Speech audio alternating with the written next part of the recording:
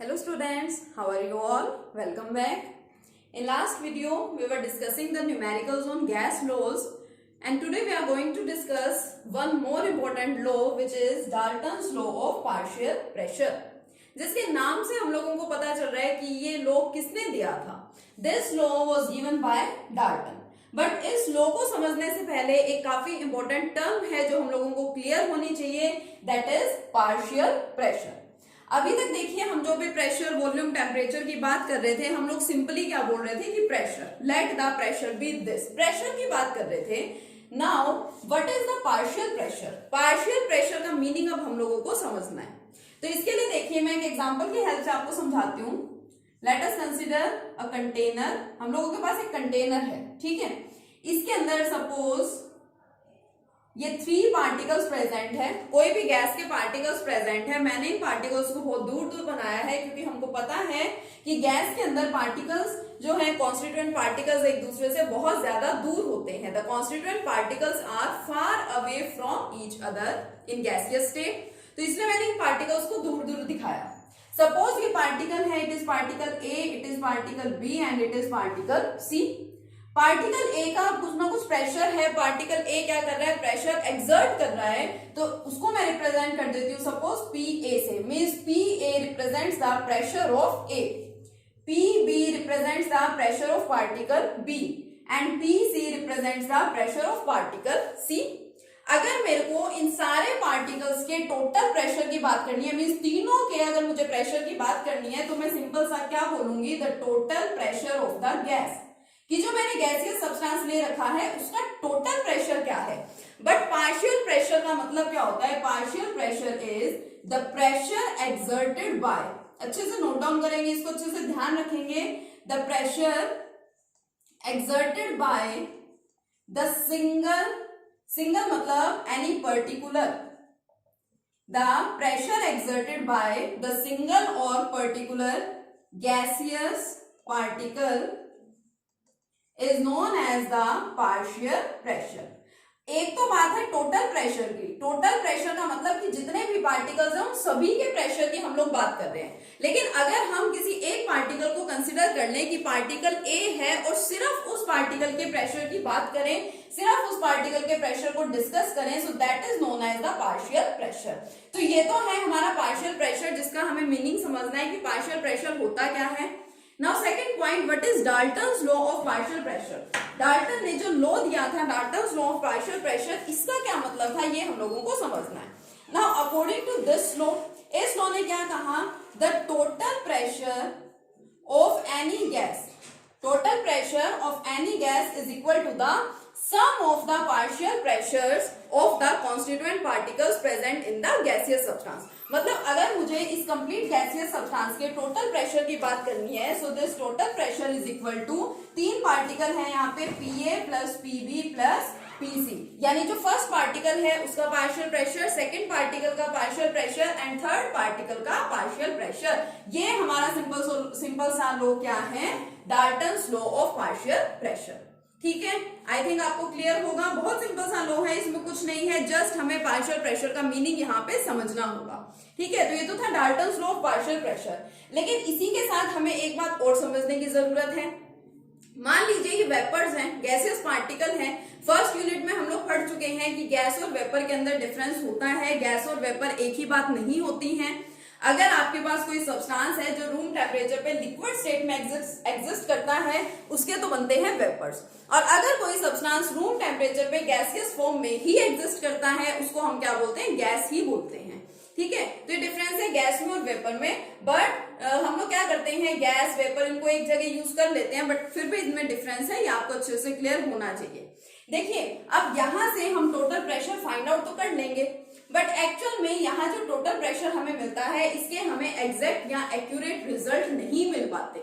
उसका क्या रीजन है? मतलब हमेशा इसके अंदर कुछ ना कुछ एरर रह जाता है. आप लोग एग्जैक्ट या एक्चुअल प्रेशर को यहाँ से नहीं फाइंड कर पाते हैं. क्या रीजन है अब इसके पीछे? मान लो यहाँ पे मेरे पास क्या था? कोई लिक्विड था. मैंने उस लिक्विड को क्या किया? हीट किया तो फिर उसके वेपर्स बनने शुरू हुए, या फिर बोल दीजिए गैसियस पार्टिकल्स की फॉर्मेशन हुई. And the vapours are collected और we can say the gas is collected above the liquid. जो गैस है वो कहाँ है, लिक्विड के ऊपर ही प्रेजेंट होती है।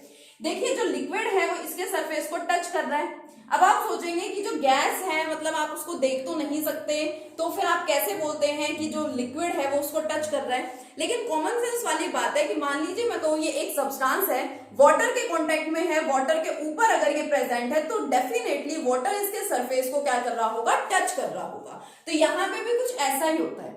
तो क्या एज्यूम किया गया कि यहाँ पे एक्चुअल में जो हमें टोटल प्रेशर मिलता है it is not the correct और एग्जैक्ट वैल्यू ऑफ प्रेशर। इसके अंदर हमेशा कुछ ना कुछ एरर प्रेजेंट होता है। क्यों? क्योंकि हम लोगों ने जो एक्चुअल में प्रेशर फाइंड किया है ये गैस का प्रेशर है ही नहीं, it is the pressure of the moist gas.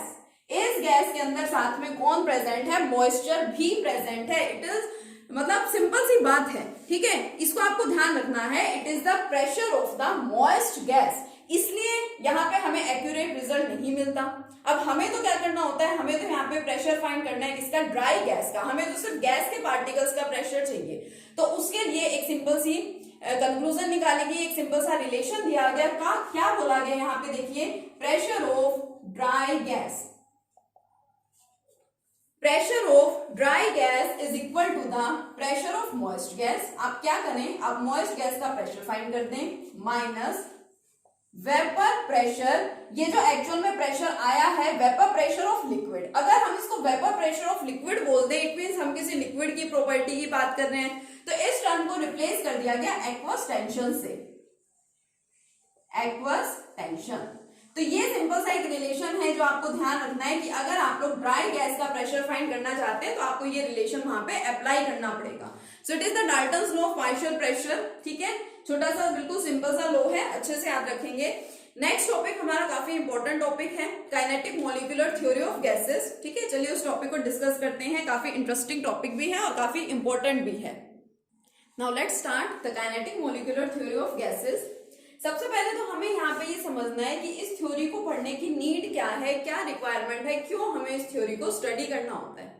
तो सिंपल सी बात है, हम लोग यहाँ पे गैसेस को डिस्कस कर रहे हैं, गैसेस की प्रॉपर्टीज को डिस्कस कर रहे हैं, गैस लॉज हम लोगों ने डिस्कस किए।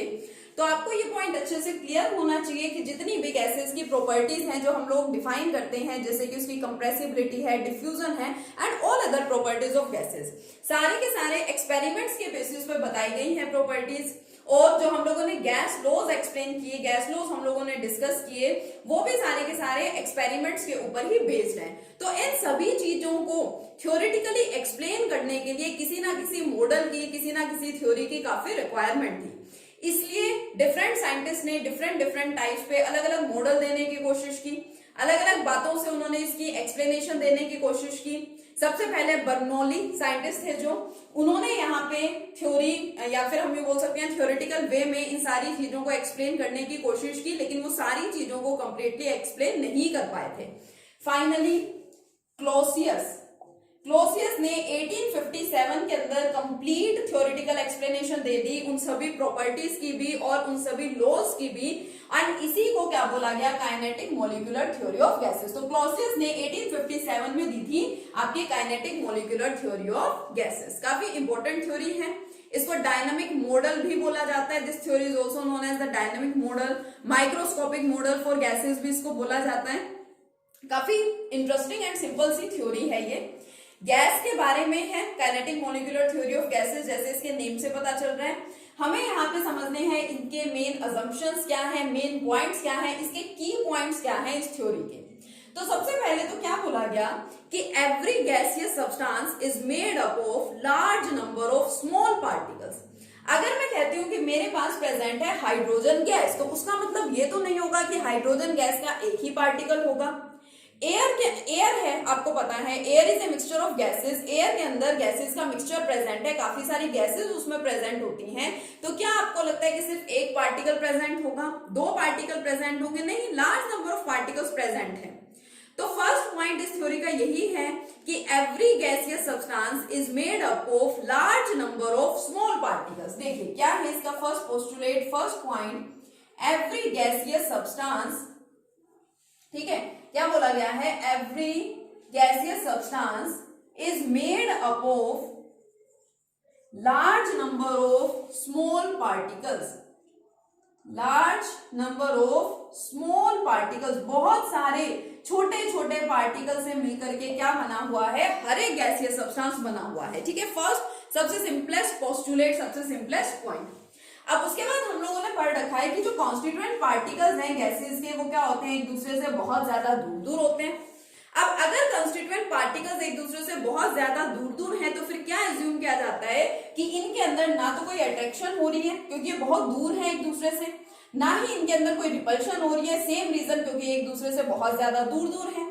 तो सेकंड पॉइंट क्या बोला गया यहाँ पे कि there is no force of attraction and repulsion between the gaseous particles. ये जो हम लोगों ने बोला है ना कि हर एक gaseous substance large number of small particles से मिलकर के बना हुआ होता है, तो सेकंड पॉइंट इसका यही है कि इन पार्टिकल्स के बीच में कोई force of attraction and force of repulsion present नहीं होता क्योंकि ये पार्टिकल्स एक दूसरे से बहुत ज्यादा दूर दूर हैं। ठीक है, second point, no force of attraction और repulsion, no force of attraction और repulsion between gaseous particles. Gaseous particles के बीच में यहाँ पे कोई फोर्स ऑफ अट्रैक्शन, कोई फोर्स ऑफ रिपल्शन कुछ भी प्रेजेंट नहीं है। साथ ही में ये भी बोला गया कि क्योंकि इसमें force of attraction, force of repulsion present नहीं है, इन द सेम वे यहाँ पे कोई फोर्स ऑफ ग्रेविटेशन भी एग्जिस्ट नहीं करता इन पार्टिकल्स के ऊपर। तो third point, there is no force of gravitation. तीनों टाइप में से कोई भी फोर्स यहाँ पे प्रेजेंट नहीं है, ना फोर्स ऑफ अट्रैक्शन, ना force of repulsion,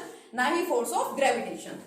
fourth point की बात करें, नेक्स्ट पॉइंट क्या है इस थ्योरी का, नेक्स्ट पोस्टुलेट क्या है, ये देखिए। नेक्स्ट पॉइंट क्या कहता है कि जो गैस के पार्टिकल्स हैं कंटिन्यूअसली क्या करते रहते हैं, मूव करते रहते हैं, कंटिन्यूअस इनके अंदर मूवमेंट होती रहती है।